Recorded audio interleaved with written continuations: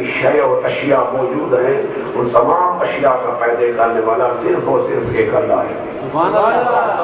بیٹا دے تو بھی اللہ، بیٹی دے تو بھی اللہ، دنیا دے وہ بھی اللہ، دنیا دے کے آزمائے وہ بھی اللہ، دنیا واپس کر کے بھی آزمائے وہی ایک اللہ، موت و حیات دے وہی ایک اللہ، نظام تدبیر عالمین اور تدبیر عالم کو چلائے، منظم طریقے سے، مدبر طریقے سے، تنظیم و تدبیر سے دنیا کو چلائے، رات رات سے دن، گرمی سے سردی، سردی سے گرمی، یہ تمام جو افعالات ہیں جو انسانی طاقت سے باہر مبالغ ہیں، اللہ تعالیٰ فرماتے ہیں یہ فقط میری صفات ہیں، یہ سب صرف اور صرف میرے پاور ہے، پیدا صرف میں کرتا ہوں، کوئی پیر پیغمبر نبی اولیاء کوئی بیٹا بیٹی نہیں دیتا، اور جو یہ دعویٰ کرے پیر پیغمبر نبی امام اولیاء بیٹا دیتا ہے وہ میرے ساتھ اس بندے کو شریک کر دیتا ہے۔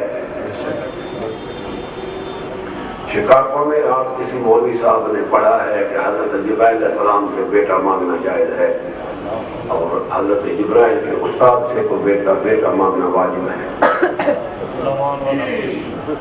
یہ رات صبح کا میرا رپورٹ پہنچی، میں نے جواب دے دیا خان صاحب کے پاس، استغفر اللہ، کیسے شرک کا گیٹ کھول رہے ہیں، گیٹ، یہ حضرت جبرائیل علیہ السلام بیٹا دیتے ہیں۔ اب کیا کہنا ہے، ان کا مقصد کیا ہے؟ جب جبرائیل علیہ السلام ان کے ہاں علی علیہ السلام کا شاگرد ہے، نعوذ باللہ منہا، وہ کہتے ہیں جب استاد شاگرد جب بیٹا دیتا ہے تو پھر استاد کے کیا کہنا ہے؟ تو انہوں نے یہ آیت پڑھی، مگر بڑا ظلم یہ کیا، اوپر اس نے بکا، اس نے شرک تو بولا، مگر ظلم یہ کیا کہ سورہ مریم کو استعمال کیا، آیت نمبر 21 کو استعمال کیا کہ لے آہا بالا کے انا رسول ربے کا لے آہا بالا کے غلامن زکیہ، آیت کا پہلا ایسا بھی چھوڑ دیا اور آیت کا آخری آتا بھی چھوڑ دیا کہ میں بیٹا دیتا ہوں۔ لفظ کیا بولا کہ میں جبرائیل علیہ السلام بیٹا دیتا ہوں اپنی جانب سے، اللہ کی جانب سے نہیں۔ اس نے وضاحت سے بات کر رہا ہے کہ میں اپنی طرف سے بیٹا دیتا ہوں، اللہ کی طرف سے نہیں، یعنی یہ خود مستقل نعوذ باللہ کا خالق ہے اور اس کا کوئی تعلق اللہ سے نہیں ہے۔ یہ جملہ شیطان سورہ مریم کو استعمال کیا، مگر ولا تقربوا الصلاۃ کی طرح آیت کا پہلا حصہ بھی کاٹ دیا اور آخری حصہ بھی کاٹ دیا، بیچ میں جملہ پڑھ دیا، لے آہا بالا کے غلام بقیہ، جبکہ پیچھے دوبارہ میں ہے آنا رسول ربے کا، اے مریم علیہ السلام میں اللہ تعالیٰ کا پیغام لے آیا ہوں۔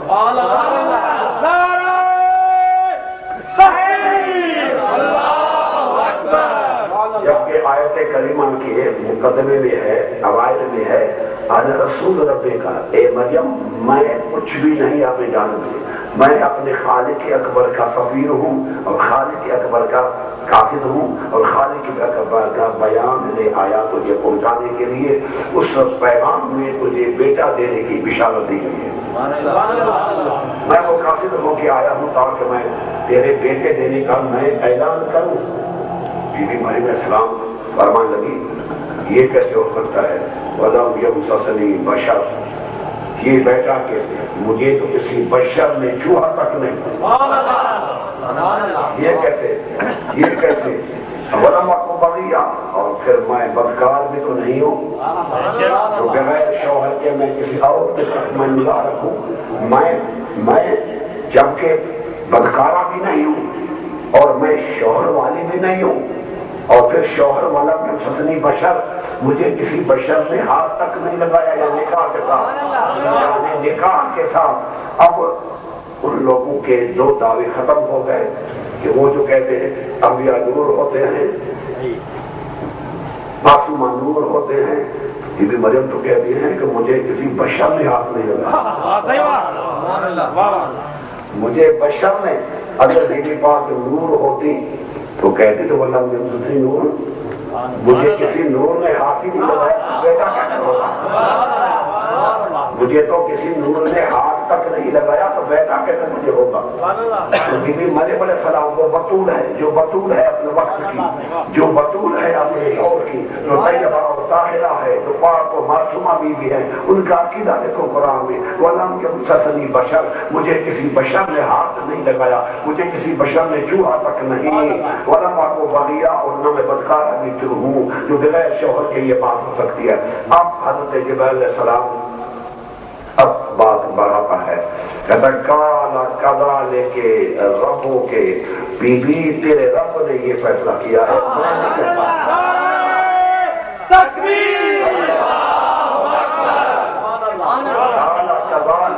ربوں کے تیرے رب کا بھی فیصلہ ہے، میرا نہیں ہے۔ اگر اعتراض کرنا ہے تو اپنے خالق کرنا ہے، قادر ہوں، اسے مقاصد ہوں، میں اسے مقاصد ہوں، میں پیغام پہنچانے والا۔ تو دیکھیں جب بی بی مریم علیہ السلام کو جواب ملتا ہے تو جبرائیل علیہ السلام نے فیصلہ ہی توڑ دیا۔ لیکن کتنے بڑے ظالم ہیں کہ آیت پہلی بھی کاٹ دی، آخری بھی کاٹ دی، کتنا ظلم کیا اسلام پر، اللہ پر بھی جھوٹ بولے، جبرائیل علیہ السلام پر بھی جھوٹ بولے، قرآن پر بھی جھوٹ بولے۔ بس قرآن کا فتویٰ ہے کہ لعنت اللہ علی الکاذبین، اللہ کا فیصلہ ہے کہ کاذبین پر میری لعنت ہے، ظالمین پر میری لعنت ہے۔ قرآن کو مٹا مٹا کر ترجمہ ہرا ہرا کر پڑھنے والوں پر میری لعنت ہے۔ اس لیے رسول پاک نے فرمایا رب قارئ القرآن یقرؤون القرآن والقرآن یلعنہ، رسول پاک نے فرمایا کتنے ایسے قاری قرآن پڑھنے والے ہیں وہ قرآن پڑھتے جاتے ہیں اور قرآن ان پر لعنت کرتا جاتا ہے۔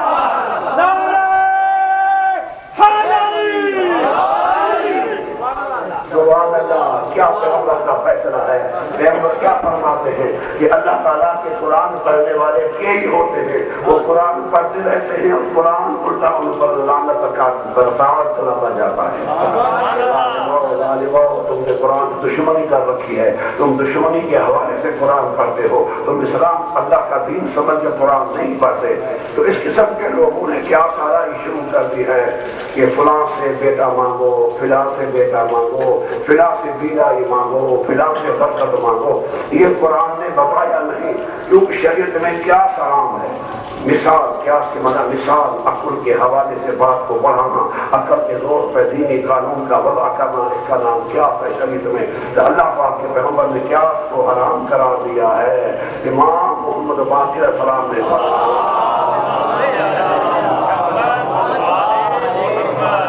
اذا اقیست فی الدین، اذا اقیست فی الدین محق کو دین، اصول کافی جلد اول میں ہے۔ آپ نے فرمایا یعنی امام جعفر صادق اسلام نے فرمایا کہ اگر قیاس دین میں کیا گیا تو دین مٹ جائے گا، دین مٹ جائے گا، دین تبدیل ہوگا، دین اللہ کا مٹ جائے گا۔ اس لیے آپ نے فرمایا اول من قاس هو ابلیس، حضور اکرم صلی اللہ علیہ وسلم کی حدیث ہے اول من قاس هو ابلیس، جس نے سب سے پہلے قیاس کیا دینی معاملات میں وہ ابلیس ہے، اس کا نام ابلیس ہے، وہ ابلیس ہے۔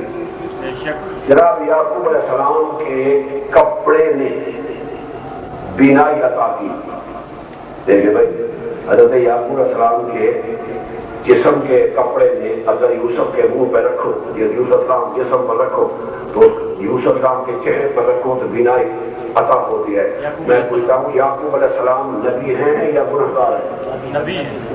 یہ کام نبوت اللہ کے حکم سے کیا یا اپنے طرف سے کیا؟ یہ کام نبی ہے، یعقوب نبی ہے، یعقوب نبی ہے، یعقوب نبی ہے۔ نبی نے جو کام کیا وہ اللہ کے حکم سے یا اپنی مرضی سے؟ اللہ کے حکم سے۔ جب اللہ کہتے کہ اس میں لکڑی کو، اس لکڑی کو میں سانپ بناتا ہوں تو کون ہے؟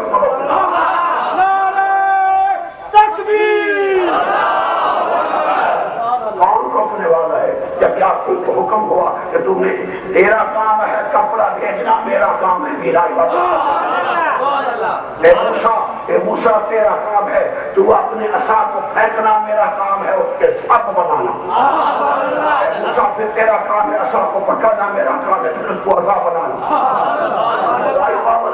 کتنے جاہل لوگ ہیں، یہ وہ مولوی تھا کہ اس نے کام کیا ہے، بھائی وہ تو معصوم ہے، وہ تو نبی ہے، نبی علیہ السلام کو حکم ہوتا ہے وہی کے تحت وہ کام کرتا ہے۔ مجھے بتاؤ کہ یعقوب علیہ السلام کو اللہ کی جانب سے حکم ہوا ہے، اللہ جو کہتے کہ میں اس کپڑے میں برکت دیتا ہوں تو پھر اس کو کون نہیں مانگتا؟